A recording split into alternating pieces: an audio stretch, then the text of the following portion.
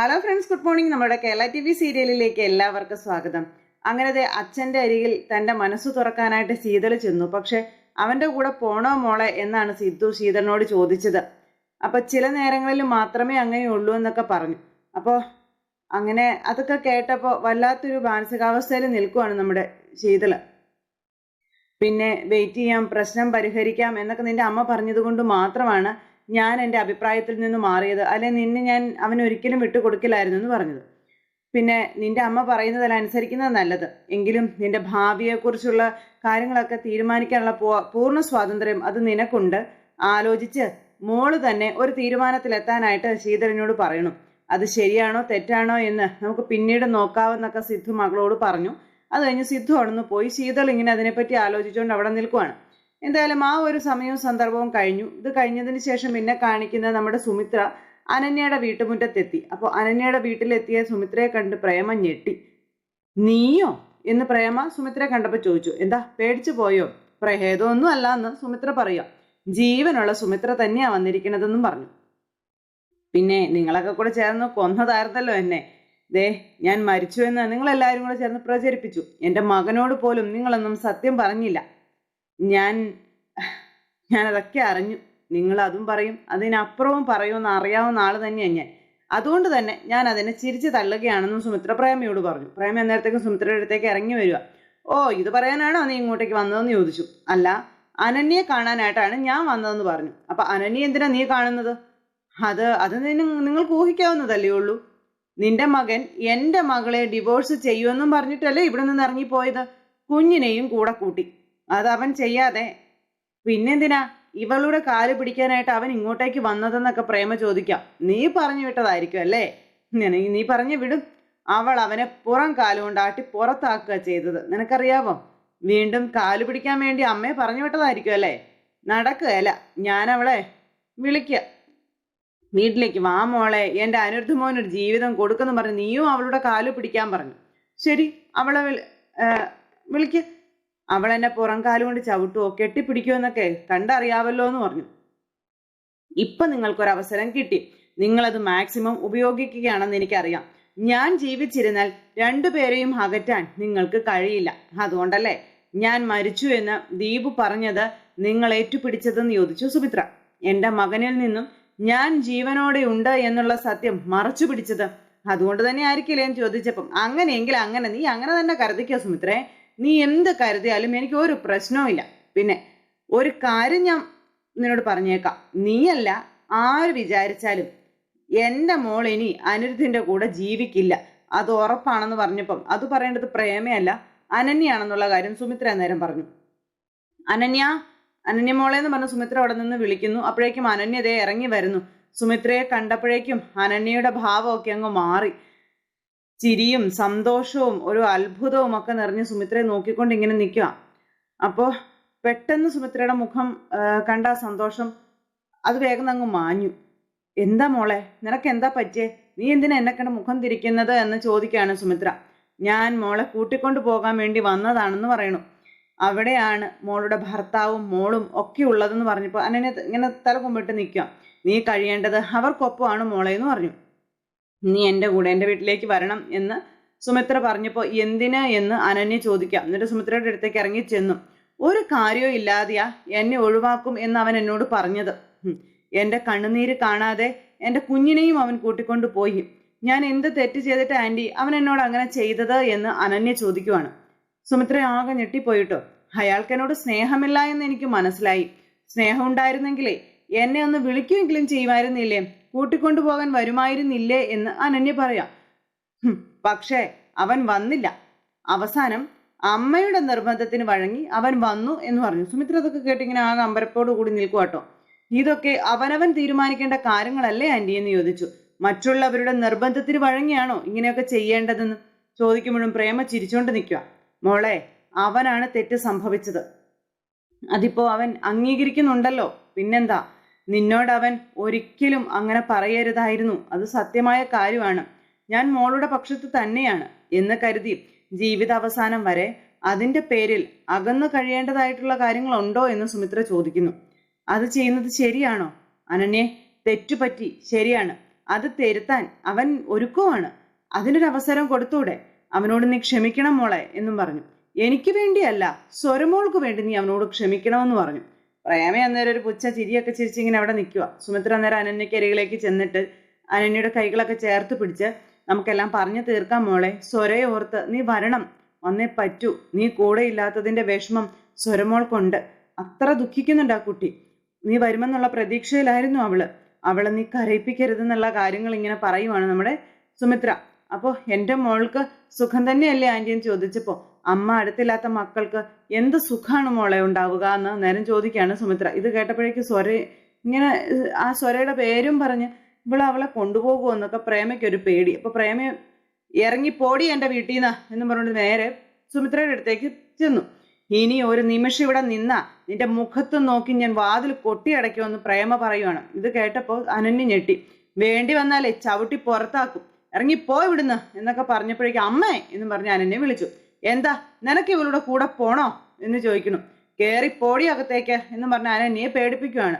നിന്നെ ഞാൻ മുറിയിൽ പൂട്ടിയിടും എന്ന് പറഞ്ഞുകൊണ്ടൊക്കെ ഇങ്ങനെ പ്രേമ പറയണു. ഇതൊക്കെ കിട്ടി സുമിത്രയും ആകിയതായിട്ട് നിൽക്കാം. ഇനി ഈ ജന്മം നീ അവനെ കാണില്ല, ഇത് പ്രേമയാ പറയുന്നതെന്നും പറഞ്ഞുകൊണ്ട് പ്രേമ ഭയങ്കരമായിട്ട് ഷൗട്ട് ചെയ്യുക.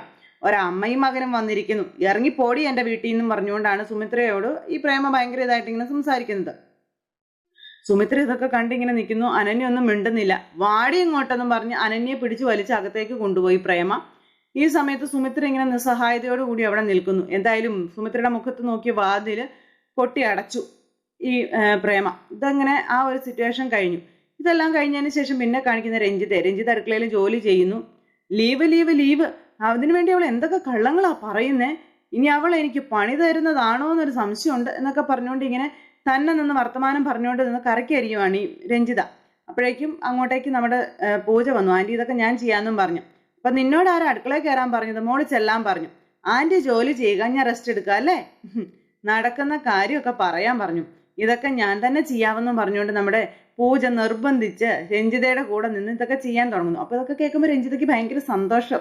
അപ്പോഴേക്കും മകനും അച്ഛനും കൂടെ അങ്ങോട്ടേക്ക് വന്നു.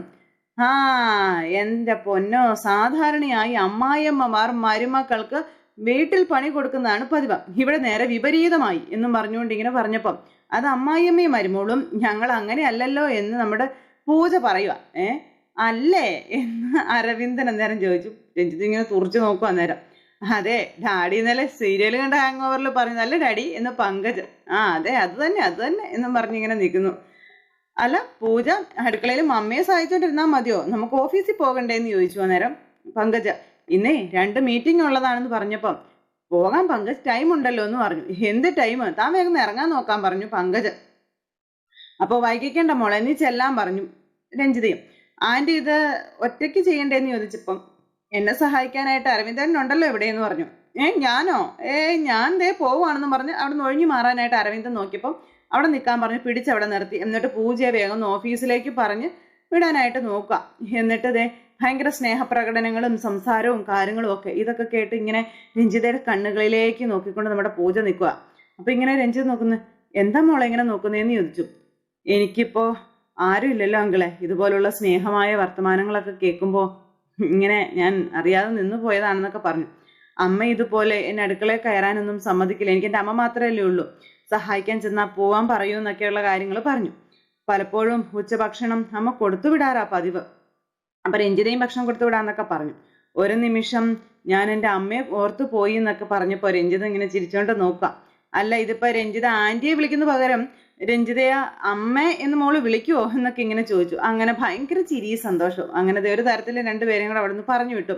അവളുടെ മനസ്സ് മാറി തുടങ്ങിയോ രഞ്ജിത എന്ന് അരവിന്ദനോ ചോദിച്ചപ്പം, അവളുടെ അമ്മയുടെ സ്ഥാനത്താ അവളിപ്പോ എന്നെ കാണുന്നതെന്ന് രഞ്ജിത പറയണം. ഞാൻ പറയുന്നതെല്ലാം അനുസരിക്കുന്ന ഒരു ദിവസം വരും, അവളുടെയും പങ്കജിന്റെയും വിവാഹം ഞാൻ നടത്തും എന്ന് രഞ്ജിത പറഞ്ഞപ്പം, എന്തായാലും ഉച്ചഭക്ഷണം തയ്യാറാക്കി കൊണ്ട് തരാം എന്നൊന്നും പറയണ്ടായിരുന്നു, അത് കുറച്ച് ഓവറായി പോയില്ലേ, അതിന് ആര് തയ്യാറാക്കുന്നു എന്ന് രഞ്ജിത ചോദിക്കാം. ഞാൻ ഏതെങ്കിലും ഹോട്ടലിൽ നിന്ന് വാങ്ങിയിട്ട് ഞാൻ തയ്യാറാക്കിയതാണെന്ന് പറഞ്ഞ് കൊണ്ടുപോയി കൊടുക്കും. അപ്പൊ ഞാനെന്തായാലും രക്ഷപ്പെട്ടു, അല്ലെങ്കിൽ ആ ജോലിയും കൂടി എൻ്റെ തലേ വീണേനെന്ന് പറയുവാണ് ഈ ഭർത്താവ്. രക്ഷപ്പെട്ടിട്ടൊന്നുമില്ല, ഈ വീട്ടിൽ 100 കൂട്ടം ജോലിയുണ്ട്, ഒക്കെ അങ്ങോട്ട് ചെയ്യാൻ പറഞ്ഞു. എനിക്കേ ഫയൽ നോക്കാനുണ്ടെന്നും പറഞ്ഞുകൊണ്ട് രഞ്ജിതി അവിടെ നിന്ന് അങ്ങോട്ട് പോയി. പിന്നെ അരവിന്ദൻ അടുക്കളയിലായി. അത് കഴിഞ്ഞ് പിന്നെ കാണിക്കുന്നത് സരസ്വതി അമ്മ. അപ്പൊ സരസ്വതി അമ്മ ഇങ്ങനെ ഇരുന്ന് ആലോചിക്കുക, സുമിത്ര വരാൻ വൈകുമായിരിക്കും, പിന്നെ പേടിക്കാൻ മാത്രമൊന്നും ഇല്ലെന്നേ എന്നൊക്കെ പറഞ്ഞോണ്ട് സ്വയം ഇങ്ങനെ പറഞ്ഞോണ്ട് നിൽക്കുന്നു. ആ സമയത്ത് നമ്മുടെ സുമിത്ര കയറി വന്നു. സുമിത്രയെ കണ്ടപ്പോഴത്തേക്ക് സരസ്വതി അമ്മ അതേ സുമിത്ര വന്നല്ലോ, അപ്പൊ കൂടെ അനന്യയില്ല, ഇങ്ങനെ നോക്കുക കേട്ടോ. അങ്ങനെ വല്ലാത്തൊരു ഇതിൽ ഇങ്ങനെ നിൽക്കുക. അല്ല, നീ എന്താ പെട്ടെന്ന് തിരികെ വന്നതെന്ന് ചോദിച്ചു. വന്നു, അത്ര തന്നെ എന്ന് സുമിത്ര അന്നേരം സരസ്വതി അമ്മ കിടന്ന് ഇങ്ങനെ പതറുക. അപ്പൊ ഈ പതർച്ചയും കാര്യങ്ങളെല്ലാം കണ്ട സുമിത്ര ഇങ്ങനെ സരസ്വതി അമ്മയെ അടിമുടി നോക്കുക കേട്ടോ. അപ്പൊ സുമിത്ര അകത്തേക്ക് നോക്കുന്നുണ്ടേ. അപ്പൊ എന്താ അമ്മയ്ക്കൊരു കള്ളത്തരോ എന്ന് ചോദിച്ചു. കള്ളത്തരോ? എന്തു കള്ളത്തരം? എനിക്കൊരു കള്ളത്തരവും ഇല്ല. എവിടെ അനിരുദ്ധും സ്വരമോളും? അവര് പുറത്തു പോയതാണെന്ന് പറഞ്ഞു. ശീതൾ എവിടെ? ശീതളും പുറത്തു പോയതാ. പുറത്തോ? അത് പിന്നെ അകത്തുണ്ട്. അമ്മ എന്താ ഈ കിടന്ന് ഇങ്ങനെ പരുങ്ങുന്നേ? അത് പിന്നെ പരുങ്ങലോ? എനിക്ക് പരുങ്ങലൊന്നുമില്ല, ആർക്ക്, നിനക്ക് വെറുതെ തോന്നുന്നതാ. അപ്പൊ ശീതൾ അകത്ത് എന്തെടുക്കാണെന്ന് ചോദിച്ചപ്പം അവൾക്ക് നല്ല സുഖമില്ല, അവള് കിടക്കുവാന്ന് പറഞ്ഞു. അവൾക്ക് എന്താ പറ്റിയ? ഹോസ്പിറ്റലിൽ കൊണ്ടുപോകാം. ഞാൻ ചോദിച്ചത് അവള് വേണ്ടാന്ന് പറഞ്ഞിട്ടാണെന്നും ഗുളിക കഴിച്ചിട്ടുണ്ടെന്നും പറഞ്ഞ് ഒന്ന് ഉറങ്ങി എഴുന്നേൽക്കുമ്പോഴേക്കും ശരിയാകുമെന്നും സരസ്വതി അമ്മ പറയുകയാണെ. ഇതൊക്കെ സുമിത്ര എന്നിട്ട് അവിടെ നിന്ന് പോകാൻ തുടങ്ങുമ്പോഴത്തേക്കും സുമിത്രയെ പിടിച്ച് നിർത്തുക. അങ്ങനെ ആ ഒരു കാര്യമെല്ലാം പറഞ്ഞ് സുമിത്ര മകളെ കാണാൻ പോകുമ്പോൾ, നീ മോളെ കാണാൻ പോകണ്ട, ഞാൻ അങ്ങോട്ടേക്കൊന്ന് ചെന്നപ്പോഴേക്കും അവൾ എന്നോട് ഭയങ്കരമായിട്ട് ദേഷ്യപ്പെട്ടു, വാതിൽ കൊട്ടി അടച്ചു, അങ്ങനെയൊക്കെ പറയാം. നീ ഒരു കാര്യം ചെയ്യുക, അടുക്കളയിൽ ചെന്ന് എനിക്ക് നല്ലൊരു ചായ എടുത്തുകൊണ്ട് വരാൻ പറഞ്ഞു. ഞാൻ എടുത്തിട്ട് അമ്മ ചായ കുടിച്ചത് തന്നെയാണെന്ന് സുമിത്ര നേരം പറയാം. ഞാൻ ശീതളിനെ ഒന്ന് നോക്കിയിട്ട് വരട്ടെ എന്നും പറഞ്ഞുകൊണ്ട് സുമിത്ര അങ്ങ് പോകുമ്പോഴേക്കും, എൻ്റെ ദൈവമേ, ഇവൾ ഇങ്ങോട്ട് എഴുന്നള്ളൂ എന്ന് കരുതിയതേ ഇല്ലല്ലോ, കാത്തോളനെ ഭഗവാനെ എന്നും പറഞ്ഞുകൊണ്ട് സരസ്വതിയും അവിടെ നിന്ന് സകലമാന ദൈവങ്ങളെയും വിളിക്കാം. അപ്പോൾ ഇതെല്ലാം കഴിഞ്ഞതിന് ശേഷം പിന്നീട് കാണിക്കുന്നത് ശീതളും സച്ചിനും കൂടെ റൂമിൽ നിന്ന് സംസാരിക്കുക. സുമിത്ര പോയ നേരത്തിന് നമ്മുടെ ശീതളിന്റെ വീട്ടിലേക്ക് ഒരാളെ വിളിച്ചു കയറ്റുകയാണ് നമ്മുടെ സരസ്വതി അമ്മ ചെയ്തിരിക്കുന്നത്. അപ്പൊ ആരെങ്കിലും നിന്നെ കണ്ടാ കൊല്ലും എന്നൊക്കെ പറഞ്ഞപ്പോ, നീ അല്ലേ എനിക്ക് മുറി തുറന്നു തന്നെന്ന് ചോദിച്ചു സച്ചി. അത് അച്ഛമ്മ പറഞ്ഞിട്ടല്ലേ, ഒരു കള്ളനെ പോലെ വരേണ്ട ആവശ്യം എന്തായിരുന്നു എന്നൊക്കെ ചോദിച്ചു. നിന്നോട് സംസാരിക്കാൻ വേണ്ടിയിട്ടല്ലേ ഞാൻ വന്നതെന്ന് ചോദിച്ചു സച്ചി. ഇത്രയും നേരം സംസാരിച്ചിട്ട് നിന്റെ മനസ്സൊന്നും മാറുന്നില്ലല്ലോ ശീതൾ, എല്ലാം മറന്ന് നീ എൻ്റെ കൂടെ വന്നേ പറ്റൂ എന്നും പറഞ്ഞുകൊണ്ട് സച്ചിൻ ഇങ്ങനെ ശീതളിനോട് പറയാം. അപ്പൊ ശീതൾ അതൊന്നും കേൾക്കാൻ തയ്യാറാകുന്നില്ല. ഈ സമയത്ത് ശീതൾ എന്ന് പറഞ്ഞ സുമിത്ര പുറത്തു വന്നു. പെട്ടെന്ന് അമ്മ വന്നല്ലോ എന്ന് പറഞ്ഞുകൊണ്ട് ടെൻഷൻ അടിക്കുന്നു ശീതൾ. ഇനിയിപ്പോ എന്ത് ചെയ്യും അമ്മേ എന്നും പറഞ്ഞിങ്ങനെ വിളിച്ചപ്പോഴേക്കും ശീതളിന്റെ വാ പൊത്തിപ്പിടിച്ചു സച്ചിൻ. അമ്മ പറഞ്ഞതുപോലെ കിടന്നുറങ്ങുക ആവുമായിരിക്കും എന്നും പറഞ്ഞുകൊണ്ട് നമ്മുടെ സുമിത്ര ഇങ്ങനെ നേരത്തേക്കും സ്വയം ചിന്തിച്ചിട്ട് അവിടെ നിന്ന് അങ്ങ് പോകുക. സുമിത്ര അങ്ങ് പോയി കഴിഞ്ഞപ്പോഴത്തേക്കും സച്ചിൻ ശീതളിന്റെ വായിൽ നിന്ന് കൈയെടുത്തു. എന്നിട്ട് പിന്നെ വാതിൽ ഇങ്ങനെ പോയി നിന്നിങ്ങനെ ആരെങ്കിലും ഉണ്ടോ എന്ന് നോക്കുക. എന്നിട്ട് വന്നിട്ട് പറഞ്ഞു, ഞാൻ ഇവിടെ വന്ന കാര്യമെങ്കിലും നീ ആരോടെങ്കിലും പറഞ്ഞാൽ പിന്നെ നീ എന്നെ ജീവനോടെ കാണില്ല എന്ന്. അത് കേട്ടപ്പോൾ സച്ചിൻ ഞെട്ടി. എന്താ സച്ചിൻ നീ ഇങ്ങനെയൊക്കെ പറയുന്നതെന്ന് ചോദിച്ചു. നീ എൻ്റെ അടുത്തേക്ക് വന്നില്ലെങ്കിൽ ഞാൻ ആത്മഹത്യ ചെയ്യുമെന്ന് സച്ചിൻ വേണ്ട സച്ചിൻ, അങ്ങനെയൊന്നും ചിന്തിക്കാതെ സച്ചിൻ എന്നൊക്കെ ശീതൾ അന്നേരം പറഞ്ഞു. പെട്ടെന്ന് സരസ്വതി അമ്മ വാതിൽ വന്ന് കൊട്ടി. എന്നിട്ട് പതുക്കെ വാതിൽ തുറക്കാൻ പറഞ്ഞു. ഓടി അകത്ത് കയറി വാതിൽ പൂട്ടി. ഇന്നത്തേക്ക് ഇത്രയ്ക്കൊക്കെ മതി, വേറൊരു ദിവസം ഞാൻ നിങ്ങൾക്ക് രണ്ടുപേർക്കും കാണാനുള്ള അവസരം ഉണ്ടാക്കി തരാം എന്ന് പറഞ്ഞ അച്ഛമ്മ. അപ്പൊ താങ്ക്സ് അച്ഛമ്മ എന്ന് സച്ചിൻ പറഞ്ഞു. ഇപ്പൊ താങ്ക്സ് ഒന്നും വേണ്ട, സ്നേഹം ഉണ്ടായാൽ മതി, നീ വേഗം ഇറങ്ങ് എന്ന് പറഞ്ഞ് സരസ്വതി അമ്മ സച്ചിനെ ആരും അറിയാതെ മുറിയിലേക്ക് പുറത്തിറക്കി.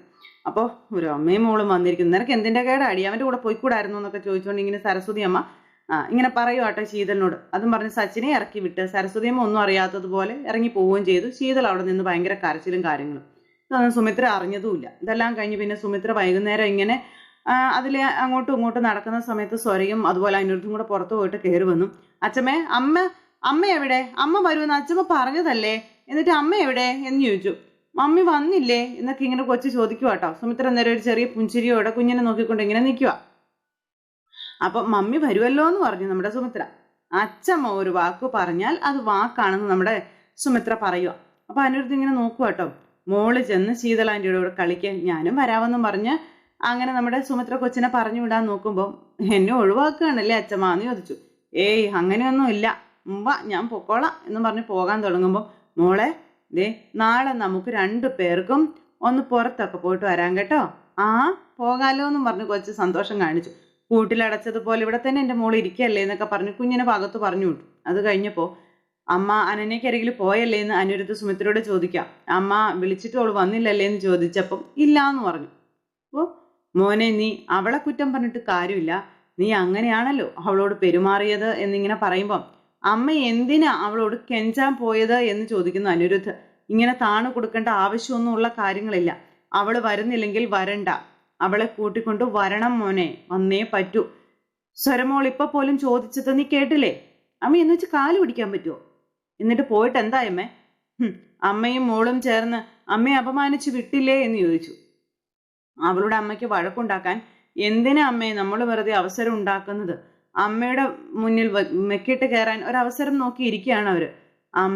അമ്മയെ അവൾക്ക് സ്വയം തോന്നി വരുന്നെങ്കിൽ വരട്ടെ, ഇല്ലെങ്കിൽ അവൾ വരണമെന്ന് യാതൊരു നിർബന്ധവും ഇല്ല. ഇവിടെ നിന്ന് ഇനി ആരും ആ വീട്ടിലേക്ക് പോകണ്ട എന്നും പറഞ്ഞുകൊണ്ട് അനിരുദ്ധ് സുമിത്രയോട് തന്റെ തീരുമാനം അറിയിക്കുന്നു. അപ്പൊ അങ്ങനെയുള്ളൊരു സിറ്റുവേഷനും കാര്യങ്ങളൊക്കെ കാണിച്ചുകൊണ്ടാണ് ഇന്നത്തെ നമ്മുടെ കഥ വന്നിട്ടുള്ളത്. അപ്പൊ എല്ലാവരും കാത്തിരുന്ന് കാണണം. എല്ലാവർക്കും നല്ലൊരു ദിവസം ആശംസിക്കുകയാണ്. അടുത്ത സൂപ്പർ ഹിറ്റ് കഥകളുമായി കാണുന്നത് വരെ എല്ലാവർക്കും